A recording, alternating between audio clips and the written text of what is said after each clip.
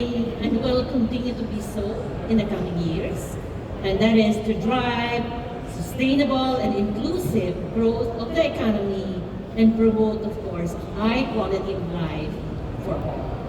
Now, our push for digitalization of the country's financial system is a strategic initiative in line with its mission.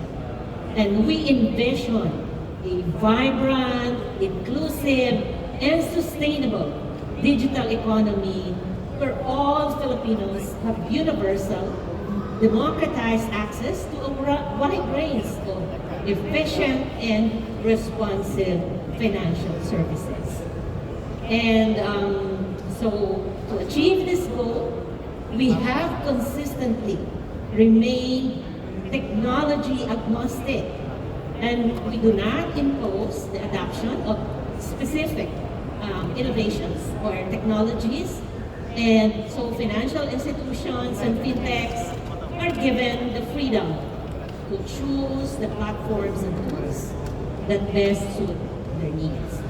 And our regulations in the BSP are progressive, flexible, and forward-looking. We continuously adapt to the evolving needs of new technologies, markets, and industries. And it also follows that our regulatory framework is adaptive, requiring only the implementation of appropriate controls, and that's of course to manage the risks associated with the size, scope, and complexity of its institution's operations. And lastly, we advocate for a customer-centric approach that fosters responsible innovation. We want to bring this to a level wherein we, of course, are conscious about our customers. So we view financial inclusion and the digitalization of payments as mutually reinforcing goals that support and enable each other. Same with the fintechs, you providing, of course, the technology, the customers that will be using them. Both of you are really supporting each other. And this is also aligned with our national strategy for financial inclusion. And so we have the digital payments transformation roadmap, which aims to strengthen customer preference for digital payments while providing more innovative and responsive digital financial services. And I'm proud to share that we have achieved our goal of digitalizing 50% of the Philippines' retail payment transactions. This is in line with our digital payment transformation roadmap. So from 10% in 2018, the volume of retail payment transactions has grown exponentially to 52.8% in 2023. And that's surpassing our target. So this achievement is backed by a significant increase in activity across the country's electronic fund transfer networks. PesoNet for one, that's for the large value payments, and also InstaPay, of course, that's the retail payments, as well as our national QR standard, which is the QRPH, which we launched in 2019. And this growth has also been driven by the increasing adoption of digital payment methods, and as well as electronic money or the e-money platforms, including that, of course, the digital banks. But we are not alone in this achievement, and this success is the result of the collective efforts of banks, non-banks, fintech institutions, and other key stakeholders who are continuously collaborating, innovating, and of course, driving progress. And looking ahead, we anticipate even greater expansion in digital transactions and infrastructure. And so our focus is on extending this growth to the underbanked as well as unbanked segment of our population. Now, Really, the Philippines is becoming home to a dynamic and growing array of fintech entities, offering a diverse range of services that span various sectors. So while healthy competition exists, there is also a strong spirit of cooperation among them, or as everybody calls it, co-opetition, which drives both innovation and growth. So by collaborating on shared objectives, pooling resources and exchanging expertise, fintech entities and financial institutions can amplify their collective impact and of course accelerate the transformation of the financial landscape. So the digital revolution is transforming the financial landscape. The name of the game now is instant, seamless, and personalized financial services. So customers expect financial solutions which would not only meet their needs, but anticipate them quickly and securely. Now, of course, while we encourage innovation and competition, it is important to remember that technology is ultimately just a tool, a means to an end, not the end itself. So innovation should not be about chasing the latest trend, but about creating solutions that genuinely address customer needs and add value to their experiences. It is important to highlight that innovation must be purpose-driven, evidence-based, and results-oriented. So we want to put a heart to technology, in short. So, but central, of course, to this objective, the BSP has institutionalized our regulatory sandbox framework. And with this, financial institutions and fintech players are given the opportunity and avenue to test and scale new financial products or services within a controlled environment before offering them to the public. So through this approach, we have seen numerous innovations that have driven both industry-wide and nationwide as well achievements. And a prime example is the first implementation of a cloud-based core banking system in 2019, which facilitated the migration of critical services for financial institutions to the cloud and paved the way for us to update our supervisory approach to outsourcing. And so we believe that innovation should not be guided with, not just be guided with purpose. We want to take this to the next level. So, and that is, it must also be pursued with a sense of responsibility. A while ago I mentioned about technology with a heart. That heart there means a lot. So we should recognize and assume our responsibility to protect customers from the risks that come with new and innovative technologies. So we must adopt a customer-centric approach, prioritizing transparency in all products and services. Isn't it good? Would be mutually reinforcing for clients and the technology providers. So customers should have a clear understanding of the terms, risks, and benefits of the products they use.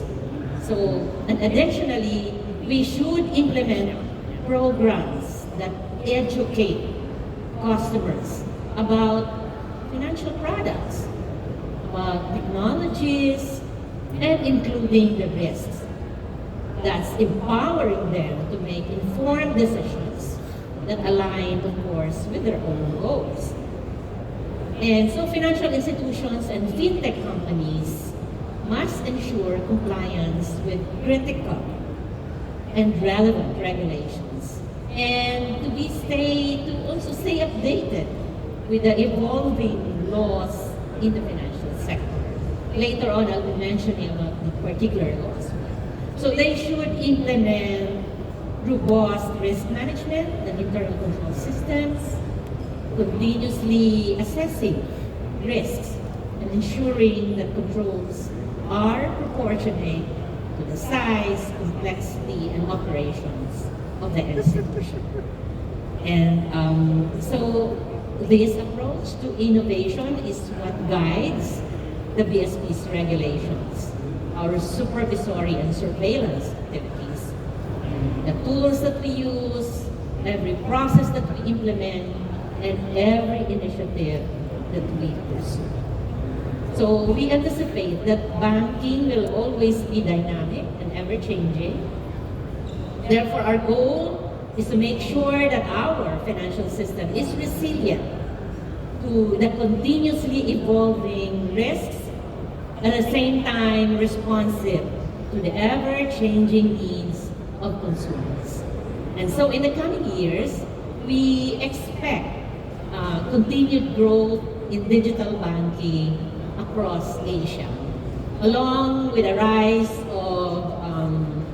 in embedded finance, composable banking, AI integration in financial services, and a shift towards an open data economy. So given,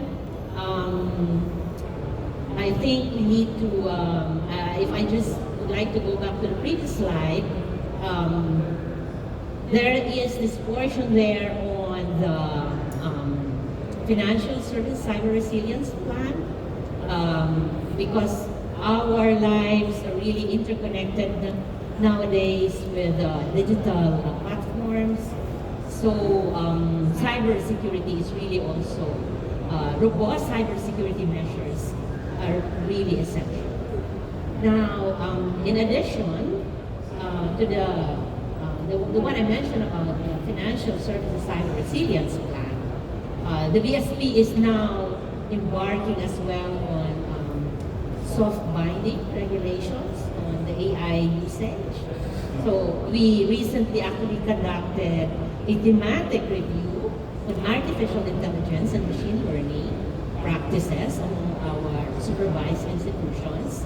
And based on the insights gained from this review, we are crafting what we term as soft binding regulations for AI systems.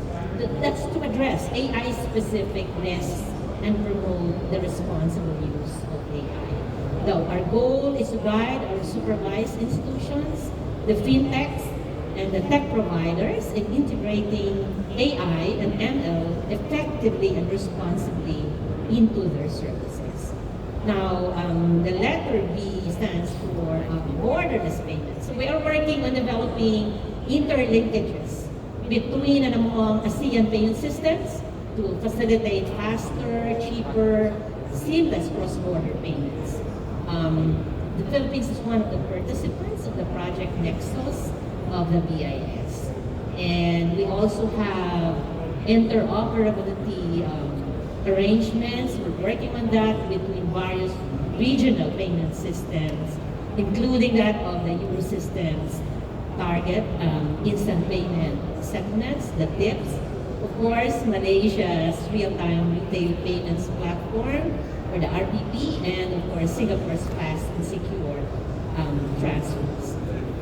For the letter C, that's capital market expansion through the open finance, which we have as a use case, the personal equity and retirement account, or the PERA initiative. We aim to promote capital market development and investment behavior. And so we are enhancing customer experience for account creation and payment initiation for this PERA initiative.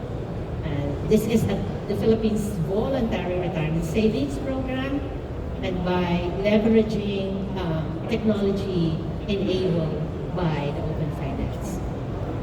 And if I may move to the digital banking, expansion. So in January 2025, the BSP lifted our moratorium, imposed a new digital banking licenses in the country, allowing now an additional 4 to the existing 6. And so I'm taking this opportunity to invite applicants who are ready to make a very good value proposition, which is a very critical one in the processing of this licensing, opening up again to those who are interested. Now, if I may move on now to the next topic. So of course, we remain committed to continuously improve our frameworks, strengthen partnerships, and foster an environment where financial institutions, fintech companies, tech providers can thrive through competition. So our hope and our goal are for this landscape to continue on thriving. And so together, we aim to create an environment where fintech can flourish, driving the economic growth of the Philippines and ensuring that no one is left behind in the digital age. It's nice to be achieving that. And so, thank you to all of you, and I look forward to meeting all of you, hearing your valuable insights, and learning from your experiences, of course, and new perspectives. So, thank you so much. Thank you very much, Deputy Governor Chuchi Fonacier of the Philippine Central Bank. It was a fantastic way